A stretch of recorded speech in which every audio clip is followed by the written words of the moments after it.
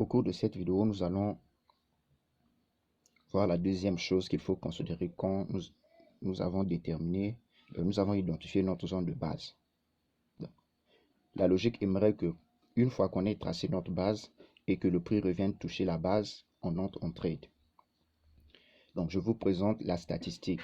La première statistique est la statistique qui nous donne le plus de probabilité de réussir dans notre trade, qui se trouve ici.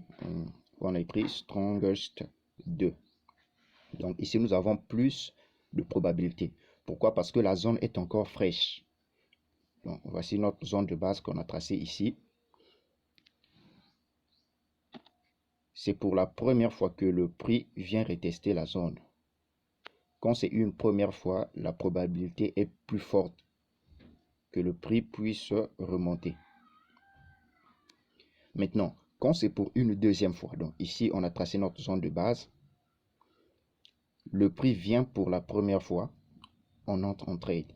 Le prix monte et quand le prix redescend pour la deuxième fois, ici la statistique nous montre que la puissance n'est que de 1. Donc ici la probabilité devient faible. Donc il y a un risque de perdre beaucoup d'argent ici. Donc les banques risquent de vous piéger. Quand la zone est fraîche, donc pour la première fois que le prix vient retester, la probabilité est beaucoup plus que quand le prix revient retester pour une deuxième fois. Et ici, c'est pour une troisième fois. Donc le prix vient première fois, deuxième fois et une troisième fois. Quand le prix vient retester la zone de base pour une troisième fois, la probabilité est nulle. Donc on n'a même pas de chance de réussir. Donc ce qui serait mieux, c'est de prendre ceci. Parce que moi, quand je trade que des zones fraîches. Donc j'ignore les autres statistiques, celle-ci et celle-ci. Je préfère le premier, quand la zone est fraîche. Moi, je ne trade pas ces autres-là. À vous de voir. Ça dépend de ce que vous êtes prêt à perdre dans les marchés. Mais moi, je préfère trader quand la zone est fraîche. Et c'est ce que je conseille à tous mes élèves aussi. On va essayer de voir l'exemple sur un graphique réel, ce que ça donne.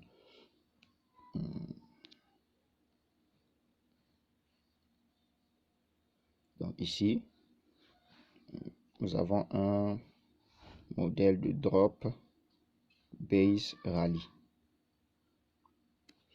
On trace notre zone de base.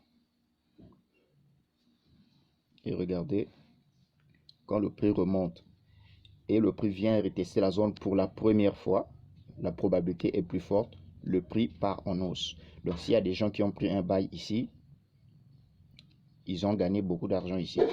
Maintenant, une fois que le prix redescend pour la deuxième fois, la probabilité devient faible. Donc si des gens entrent en trade ici, ils vont perdre. Donc moi, je trade que les zones fraîches pour la première fois. Dès que le prix revient retester la base pour la première fois, je rentre en trade. Pour la deuxième fois, j'ignore le trade. Et c'est ce que je vous conseille aussi. Mais ici, vous avez l'exemple.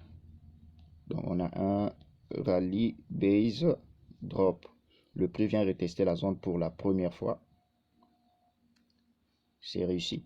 Et la deuxième fois également, réussi. Mais moi, je vous conseille de prendre juste la première fois et d'ignorer la deuxième fois. Parce que la plupart du temps, la deuxième fois, c'est juste un piège. Donc, il vaut mieux prendre la première fois. Donc, pour la première fois que le prix vient retester, vous entrez. Pour une deuxième fois, vous ignorez. N'oubliez pas de liker la vidéo, de partager et de vous abonner aussi.